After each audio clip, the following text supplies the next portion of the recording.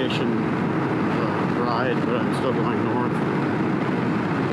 I got bad news today. I don't want to go into all the details, but it's a family matter. Work delayed my departure for my Springfield, Missouri trip to go to Spyderfest.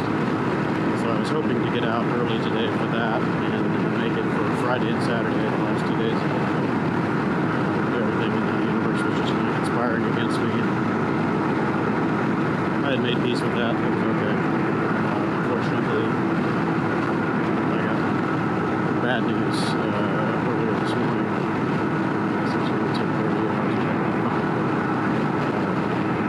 I dropped everything I was doing and just grabbed the Ryker because it was already pretty much prepped for the road, and set out on the highway headed for Arbuckle Mountains. And at my first gas stop, I found out that the news got much worse. So it's not on a timetable now. So I was ready to get there, but I didn't get there in time. Now it's too late.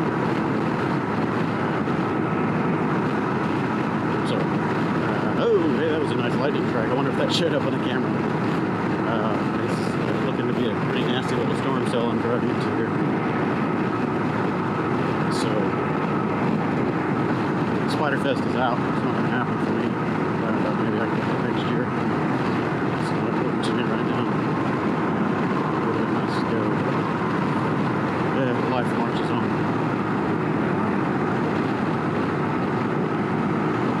I'll be staying in Oklahoma for a few days now, so wrap up some family matters.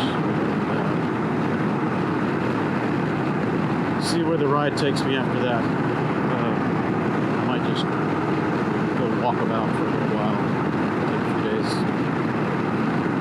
hang solo somewhere, find a remote park or a stealth camp somewhere, and just hang in a hammock with my thoughts. Shut this camera down now to make sure my little wax plugs inside of it so it doesn't short out its brain that I'm getting ready to ride into. I think I turned the camera on 1 second too late. There was a spectacular quadruple lightning strike right ahead of me, a couple miles up. I'm going to record for a couple minutes here. There's so much lightning in this storm. Battling 40-mile-an-hour diagonal winds coming this way at me.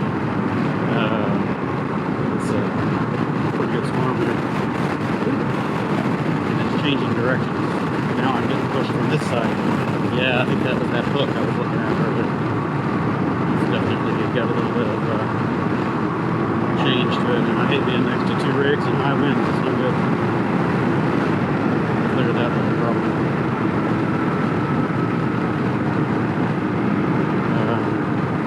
Yeah, so it's starting to rain. I'm getting drops of rain on the visor right now. And we'll see how bad it gets. A lot of lightning this report.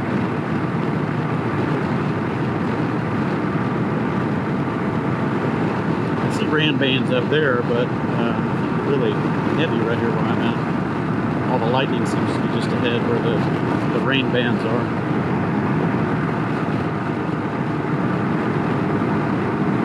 Wouldn't be the first time I've ridden through this part of Texas and driven right through a tornado cell. It's happened to me twice in the past. Nothing quite like looking up and seeing a rotating funnel cloud above you. Okay, which way do I go and how fast? Real fast, I just don't know which way. Another thing that kind of delayed my departure to Springfield. It started with work, and I was continuing to work emergency issues for clients all the way through today, this morning until I got my other bad news. But the storms all throughout Oklahoma, Kansas, Missouri, northern Arkansas, man, they've been getting pounded. So I guess it's probably good I didn't try to ride right through the middle of that, because that would have been exactly the corridor that I needed to take to get there from Houston. guess the Lord works in mysterious ways. Get me out of that. Particularly care for the flax bad news, but we'll get into that another time. I don't know when the wall of rain is going to hit, but from a few miles back, it's just black up here. You can tell that it's going to be a curtain. I just don't know where. Over there, it's not looking pretty. If it stays over there, I'll be happy. I don't mind getting a little wet. Just don't want to trudge through 2 or 3 inches of standing water on the highway. That gets dicey. And of course, this is hitting right as I'm getting into the Dallas area, and it's pretty much rush hour. It's 4:45 in the afternoon. It's double bad. Rush hour and rain.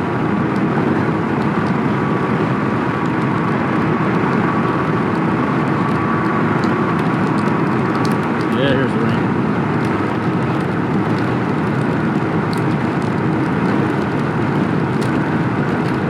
This lightning's all around me. I'm not really hearing the booms, but they are cloud to ground. Normally those are pretty noisy. Maybe I'm just not hearing it because I'm 70 on the highway. No, that was cloud to cloud. That's cool.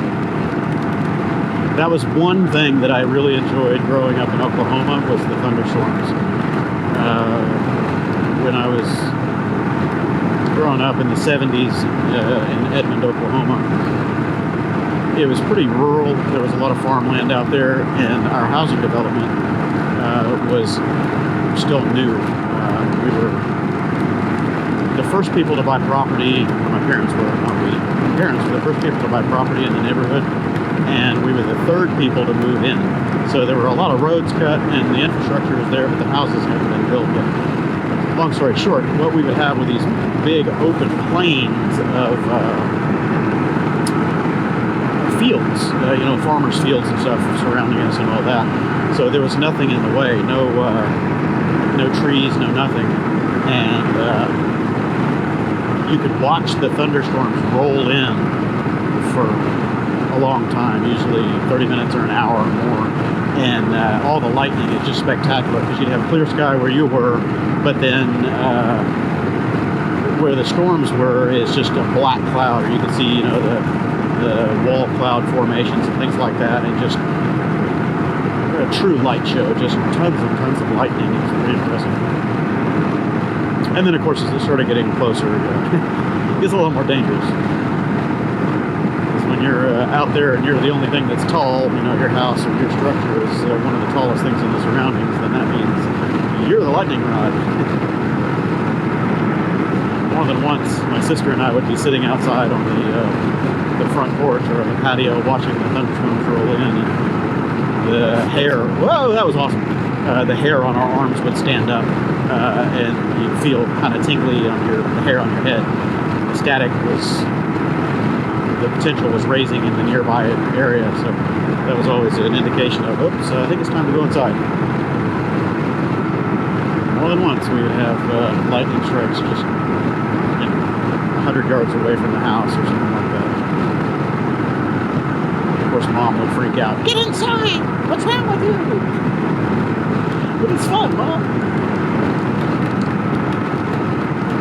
Another fun thing that we would do was our front yard had a little bit of a hill to it, leading to the next door neighbor's yard. And we would stand at the top of that hill. It wasn't a big hill, maybe 8 feet, or not even that, probably only 6 feet. And we would stand there with a jacket, a windbreaker on, and we would stretch it out like wings, and we would jump and let the wind carry us back. And sometimes we could get about 10 or 15 feet of carry before we hit the ground again. That was fun. Of course, Mom didn't think that was very funny, though. It was too dangerous. But this was back in the 70s when yard darts were a thing. Throw this giant 1.5-pound metal dart way up in the air and let it land somewhere. I remember more than a few kids that ended up with those in their brains. Whoopsie.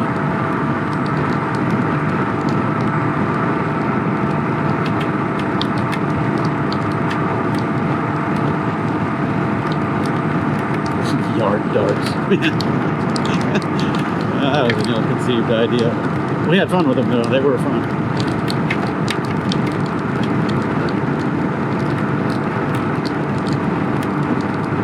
Yeah, that was back when they used to sell bow and arrow kits in TG&Y, which was a kind of an all-purpose store that we had in Oklahoma. And bow and arrow kits with real tips. And it was sold in the toy aisle for the kids. The other thing was the wood burning kits. You had like this branding iron, and it was essentially a soldering iron, and you could write your name on these little planks of pine wood that came with it. And there were a bunch of other. There was actually an iron like plate that you could heat up and make letters and words with it and that sort of thing. That's a great idea for a kid to play with right next to some flammable draperies or carpet or anything else that would go up in flames. Great idea. I don't know how those things ever made it past the UL listings and Consumer Product Safety Commission. Oh, the good old days. Back when seatbelts were optional. Nobody cared. We just floated around the car wherever, lay on the back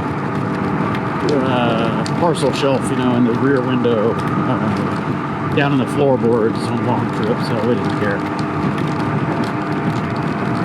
Scheming my visor. One time I actually rolled out of the car. I was flipping the handle, and my mom kept telling me to quit it. I just kept flipping it. I did it one too many times right as she was rounding a corner, and I went right out of the car, you know, landed on the pavement. We weren't going very fast, maybe 10 miles an hour or something like that. Still fast enough that I bruised my forehead and, you know, scraped up the side of my face, my elbow, my arm, you know. And of course, she stopped the car immediately, realizing that I had fallen out. I'm laying there on the pavement in the middle of an intersection, going, who? What does she do? She comes over there and beats the living tar out of me right in front of everybody. I deserved it. That was back when you could discipline your kids and not worry about CPS coming and knocking at your door. Tossed me back in the car. I told you. I survived it. Made me smarter. Didn't do that anymore. Dumb monkey learned from that one the first time. God, I can't see anything out of this visor. I've got my fence open, but I'm still just steaming. I didn't have time to put on my new face shield with the pin lock before I ran out of the house. I'm suffering the consequences. I did buy a new shield and pin lock for this thing.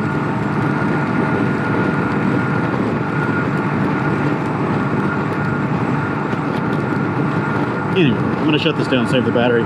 Nothing but rain and some interesting lightning. Alright, I'll hopefully rode through the rain. It's still windy here. I'm getting off some lightning. We're still not quite at the north end of this storm front yet, but getting a pretty good view of the Dallas skyline coming up on the right side past these trees. It's really good at the top of that hill back there. I always seem to take my trips when it's stormy and nasty. I don't know what that is. Timing karma. Yeah, there's the skyline. So that's downtown Dallas. Coming up to 45, get ready to take a turn over on I-30. And then that's going to loop me back around to, I think, 135 or whatever. 35. E45W. They've got weird names for I-35. It curves and goes east-west.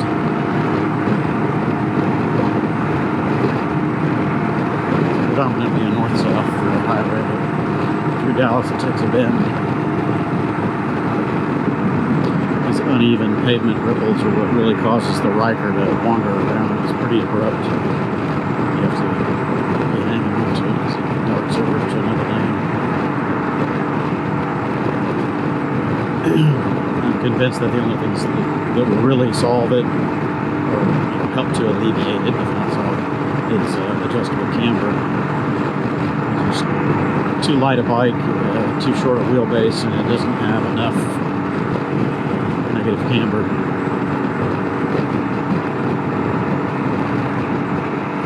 Cool view of the skyline.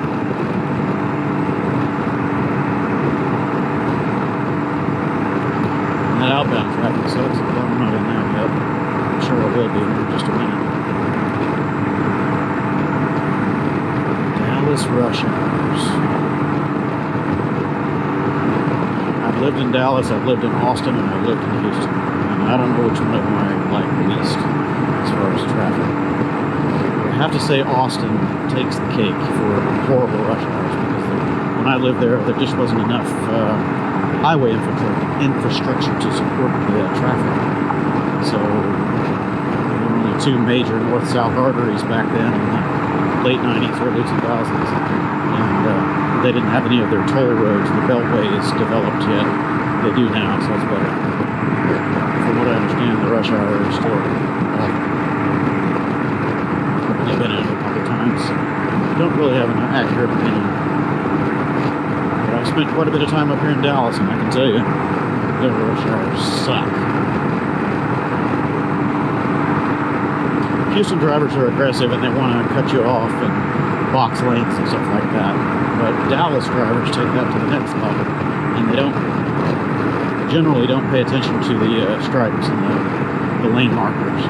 They wander all over the place. They're super fast. They tailgate horribly, and they're just as aggressive as Houston drivers. So in my book, that makes it worse. These Houston drivers kind of, sort of, pay attention to the lanes.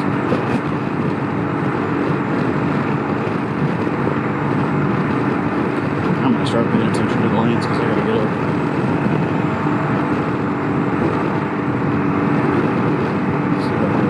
284A. What's this guy?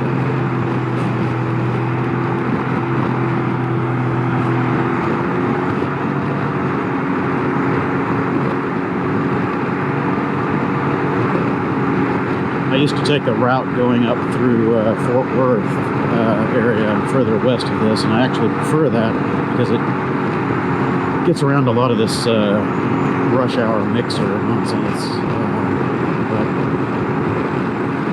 I'm looking for the fastest route, and this is it. Well, now time doesn't matter. When I set out, I was looking for the fastest route.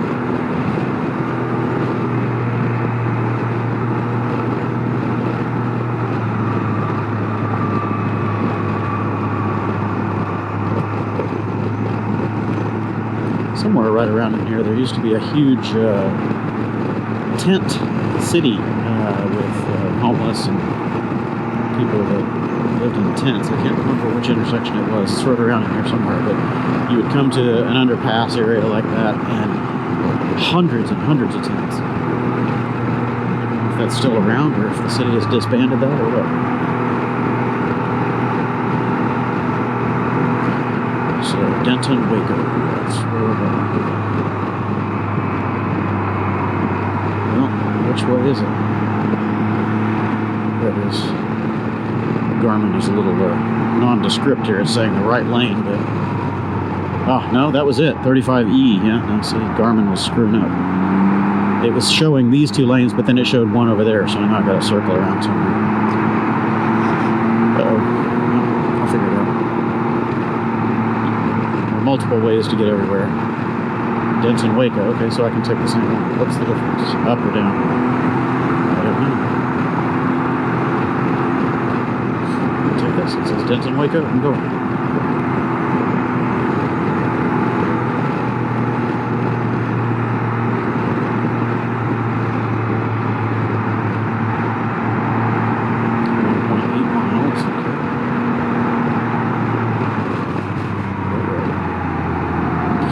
Here's where things get dicey.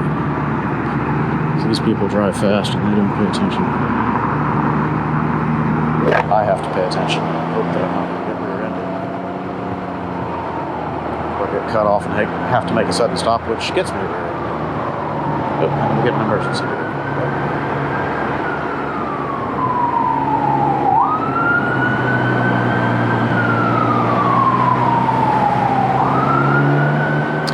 these cases, you just keep going until the emergency vehicle gets close and you figure out which way you need to shag. Stopping traffic and pulling over doesn't usually work for these.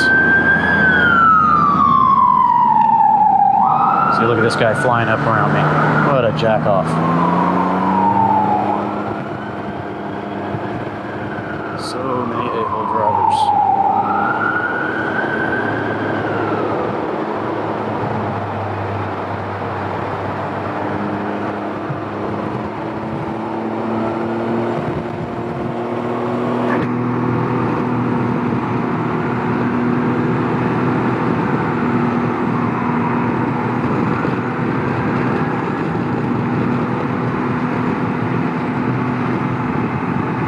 Well, whatever the turn was, I missed it. I was busy looking at the traffic, trying to get run over.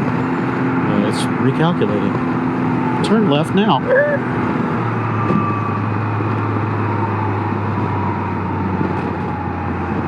Well, it must be a big one, because that guy is going that way, and then this guy is going the same direction, so it's like I'm going to get stuck in something I don't want to get stuck in. Can't do anything about it. I tried my my Garmin 396, whatever, so I could turn on the traffic routing and all that, but it's having problems with this base. It doesn't stay turned on. I need to switch the base out and give the base that came with it. Maybe it's shaped a little differently or something. The part number is the same, but it doesn't want to make a connection and stay lit.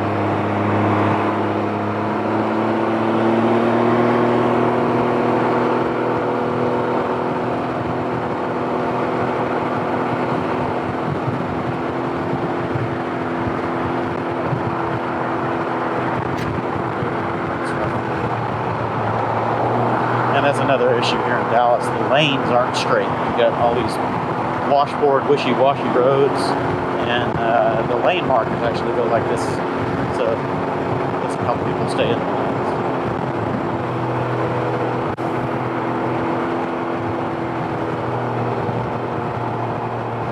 Yeah, here's the congestion.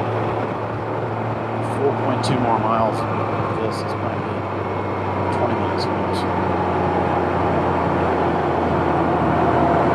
Watch my mirrors at the same time and avoid potential stack-ups, because they happen in Dallas on a very frequent basis. Much worse than Houston. People are just hyper-aggressive and impatient.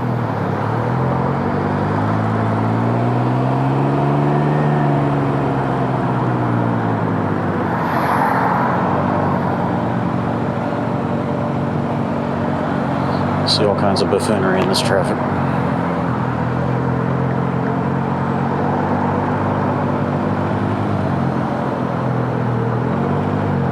People just don't drive friendly. That's the problem. It's all adversarial. What can I take for me and screw everybody else?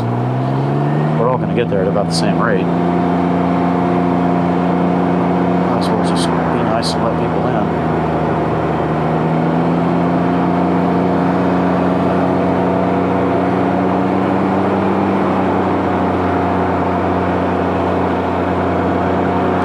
Have to recalibrate and think about which bike I'm riding to find the horn button, because on the Hondas it's a big center button right where the turn signals are. They're flipped. Every other bike that I know of anyway, the horn is always on the bottom, so I had to untrain myself when I'm on the Hondas and then retrain myself when I get on something different. Apparently there is a big Grom squad up here in the Dallas area. I've seen videos with them. I guess they stick to surface streets, because man, I sure not want to bring a Grom up into this. Dallas's traffic is just crazy.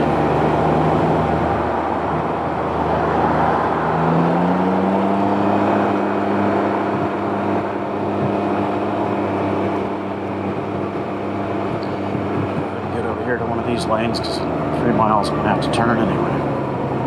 They're split off.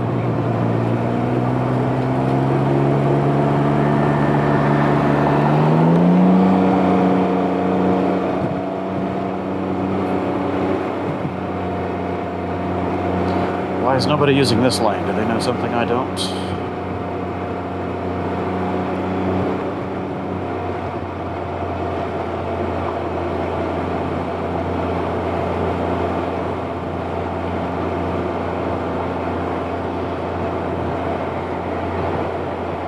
When in Rome, do as the Romans do, or when in Dallas, do as the Galatians do. I don't know. That's how it works.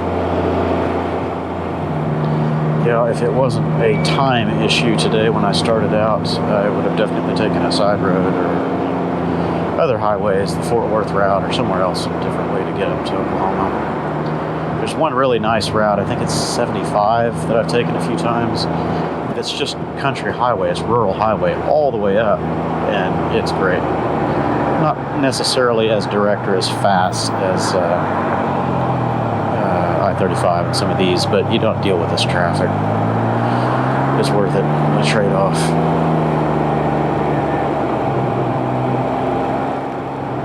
I don't consider this kind of stuff stressful so much because I'm always pretty aware of everything that's around me and I can avoid the real problems, but it's just annoying. Annoying, not stressful, I guess is the best way to say it. It's time lag. Dealing with cagers and bad attitudes.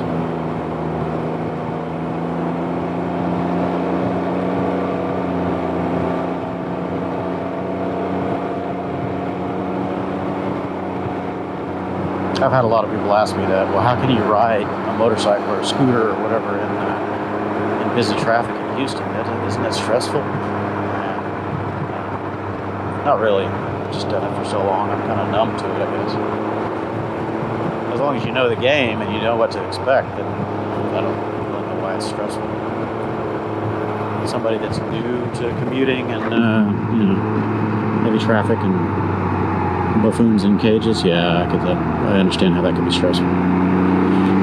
For me, it's just a game. I already know most of the rules. They always change a bit, but if you can anticipate the moves, it's not a big deal.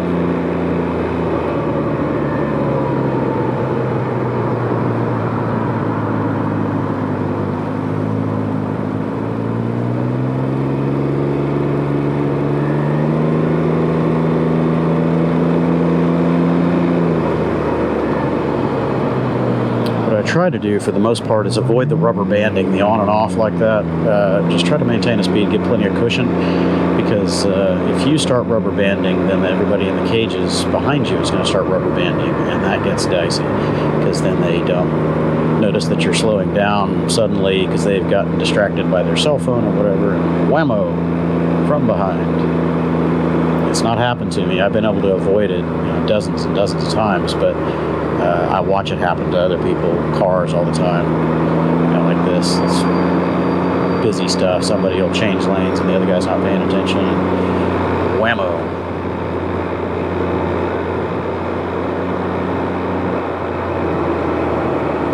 Yeah, still got a mile and a half. I will say everybody up here is doing pretty well today. They've only seen a few really aggressive a-holes. Everybody else is minding their manners fairly well. I won't say they're driving well, they're being kind of stupid, but they're minding their manners for the most part. Got a lot of people jockeying for position, fast, slow, fast, slow. They're not going anywhere, so just chill out.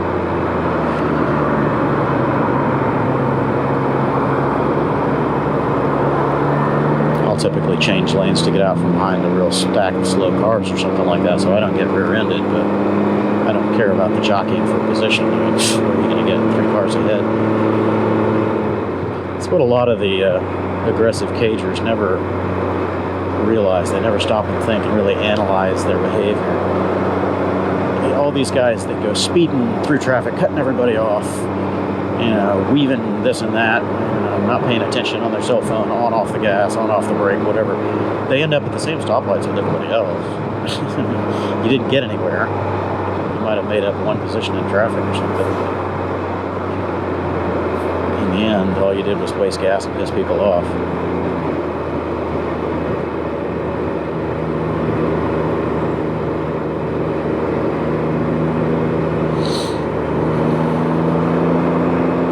0.7 miles. I need the right 3 lanes. Well, I guess that means I do need to get over.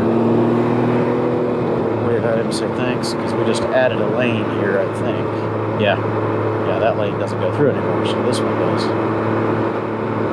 Yeah, that one splits off. So because of the construction, the lane numbers on this are not necessarily accurate.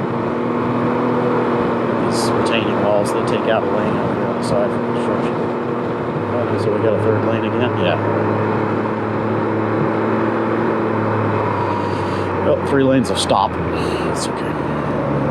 Just make sure this asshole in the Maxima behind me is not going to tattoo me like he almost did. It looks like he's been doing that before. Yeah, look at him. Trying to drive on the shoulder, just hyper aggressive. Not going anywhere, buddy.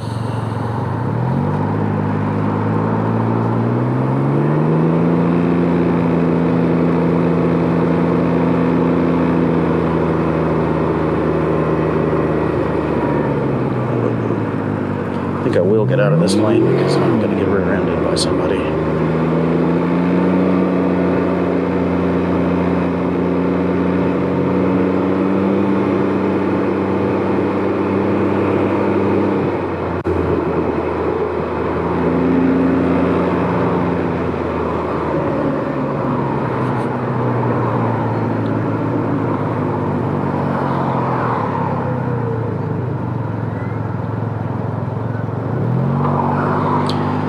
It's always in the back of my head, though, with the Ryker, because it's so wide I can't squirt between cars.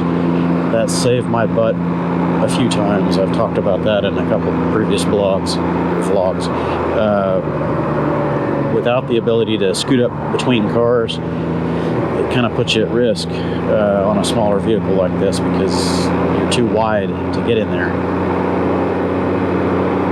That's another reason why I always leave plenty of buffer if I can. That allows me to slow down at a much reduced rate compared to the rest of traffic. That way the guy behind me can kind of see it in enough time to not rear end me, hopefully. Well, can't pick a good lane. That's how it always is with lane jockeying. At least over here I have a little bit of a shoulder to evade. In the middle lanes you don't. Well, my fuel economy has gone up since I got into this. Getting decent fuel economy, even though I'm going very slow. My butt's starting to get numb. I need to adjust this seat pad.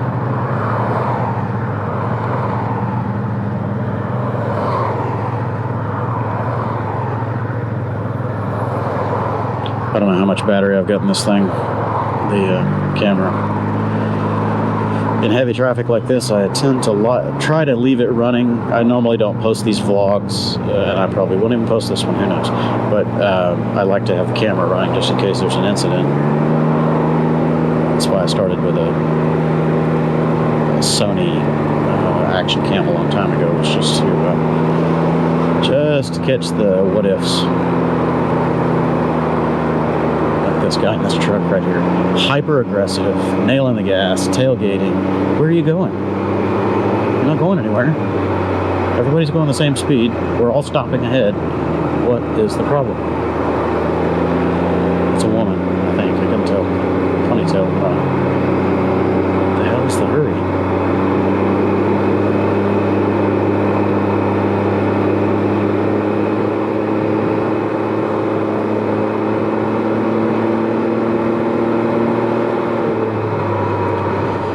Oh well, I can preach and complain about the bad drivers all day long. There's never any shortage of them.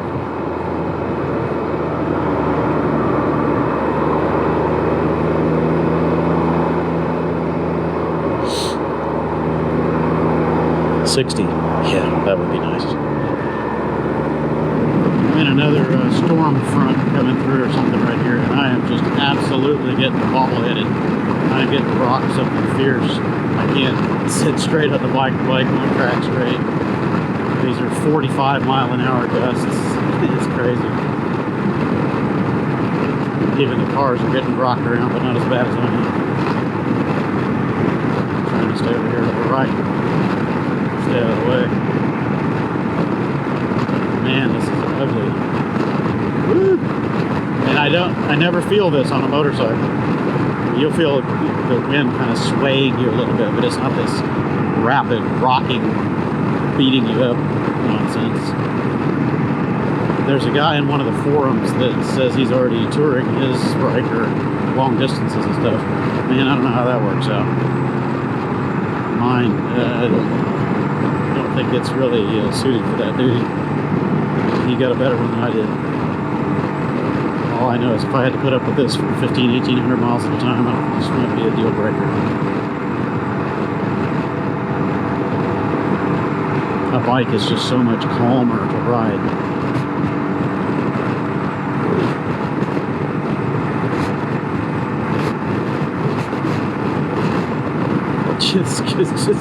It's comical.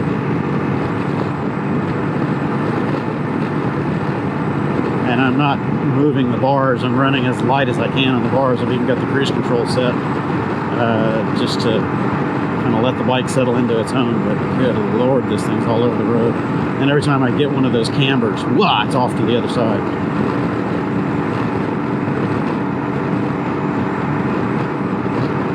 So the extra toe end that I had James do, I don't really feel any difference. I don't think it made it better or worse. He said that we're right on the edge of the acceptable toe end limit. So extra toe end didn't help. I'll let him know when I get done with this trip.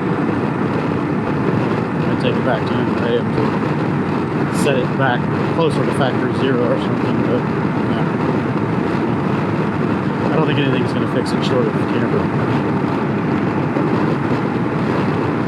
It's just so tiring. Fight this and get banged around all the time. I didn't know how I was going to do on the trip up to Missouri. I'm taking that trip now, but I'm still going in the same general direction.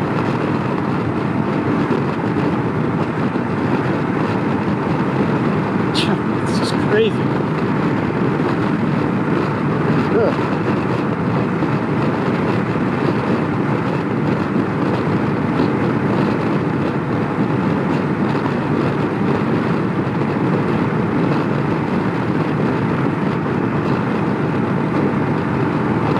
I don't know how abrupt that looks from behind, from a third-person view, but I know that I'm not tracking straight in the lane because I'm watching the lane markers and I'm close and far, close and far.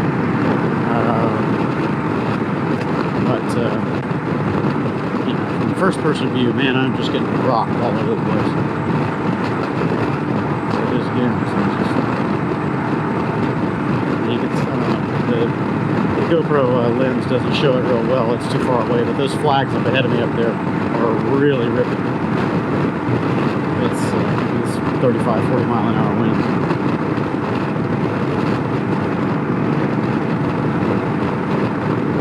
I could get out in the main lanes, but I'm already in the HOV Express, might as well just stay here. It's not free up here for HOV, they do charge you, they charge less. $10 for this. I'd rather be in here dealing with the wind and the rocking side to side than out there shoulder to shoulder in traffic.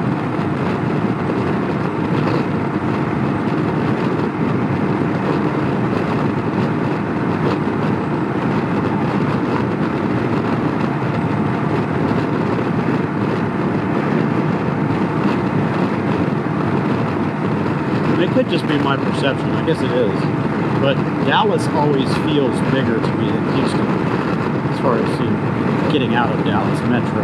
It takes forever. Houston is pretty big too, but maybe it's because I'm used to it, it doesn't feel as big. I'll start thinking about fuel again soon.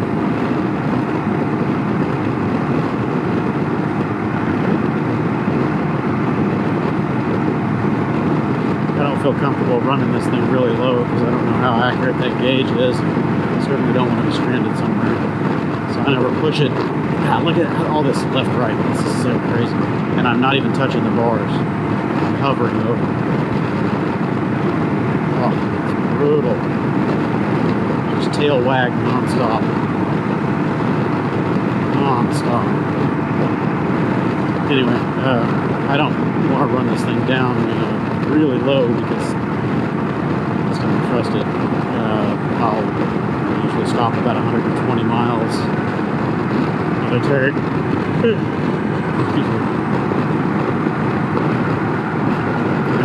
going to save this battery.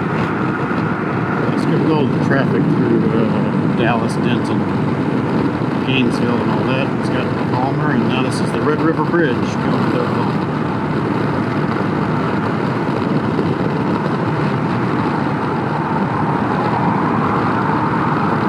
Traveled this route many hundreds, if not thousands of times, close to thousands.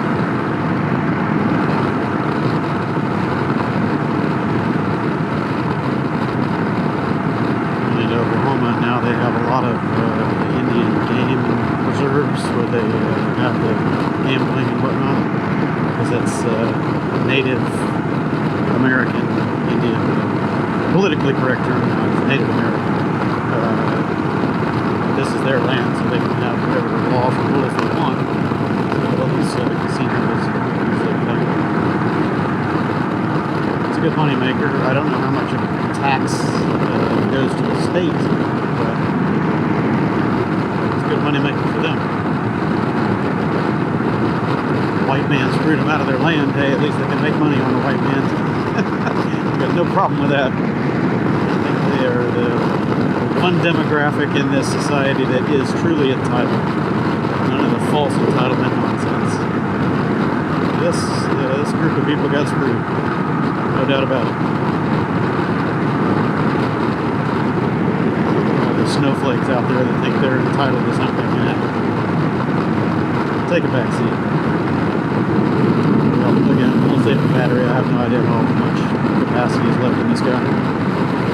It'd be nice if the remote would tell you that, but of course my remote doesn't work anymore. It doesn't work well. If I'm recording or not, but these are neat. These were put in about 15 years or so ago by OG&E, I believe it is, on the gas electric. Right here is the south end of the Arbuckle Mountain range. It's ancient mountain range, apparently older than the Rockies. So they're not really mountains anymore, they're just hills. On the top of these ridges you get a lot of airflow, so it's perfect for wind turbines.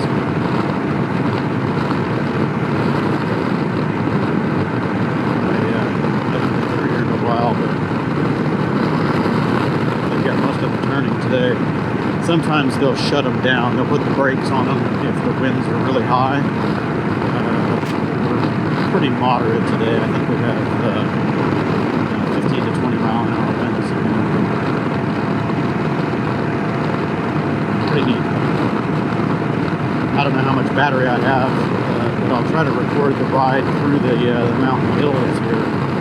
A few channel commenters had asked me if how the Ryker would handle hills. I've done some roll-on performance tests and some uphill accelerations before, but these are true mountains, or true hills, if you want to call them. A couple of these in here get pretty steep. You've got the truck slow down lanes on the side because they just can't maintain speed going up the hills. So we'll see if the battery lasts long enough for me to record this.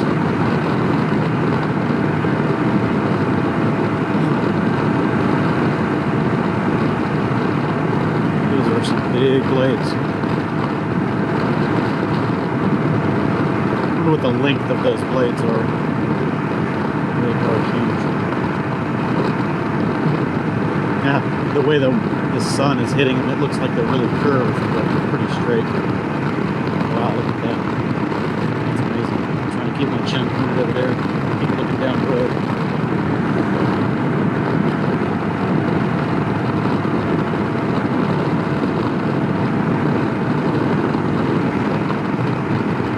Bunches of them. I don't know how many there are total.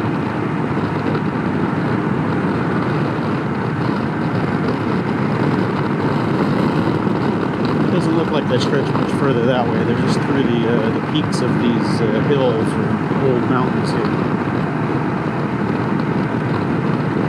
catch those air currents. Pretty cool. The sun is hitting them just right too. If they really show up, they're very bright. The sun is coming from this side. That is pretty neat.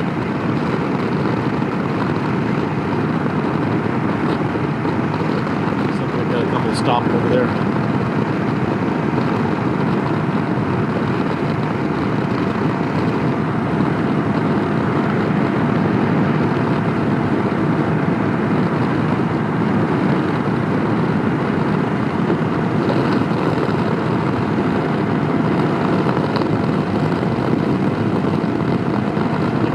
Put it over there and look the other way. That's what to do. Because instinctively, I want to look at it too. Let's get the runoff over there.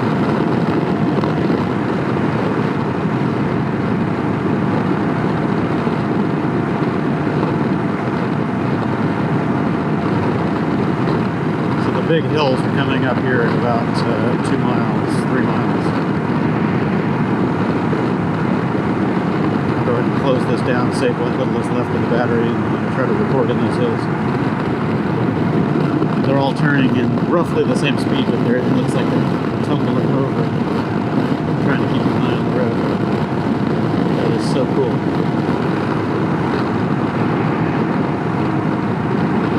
These yellow wildflowers are beautiful right here. I just missed a whole bunch of them, so there's more, but they were lining the side of the hill like they had been painted on. It was really neat. There's some more. The sun is going behind the clouds, so we don't have good contrast. So some of these are pretty significant hills.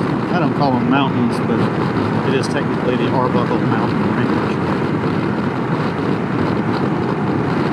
This is a pretty good downhill here. The camera flattens things out, so you can't really get a perspective on up or down.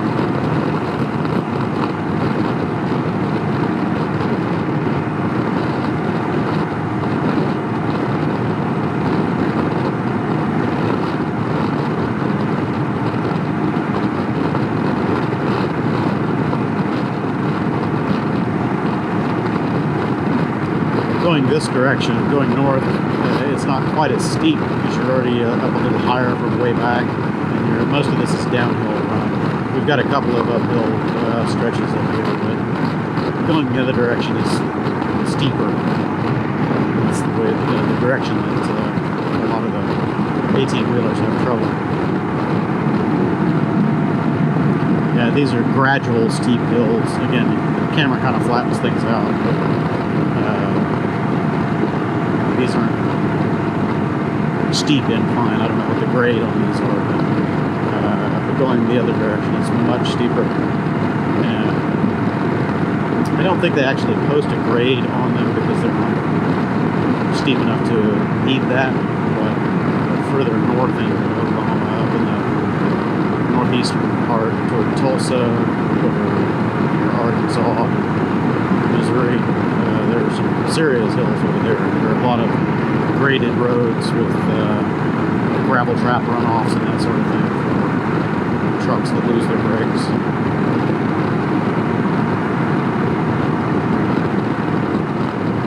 Alright, I think the battery's just about toast, so I'm going to shut it down.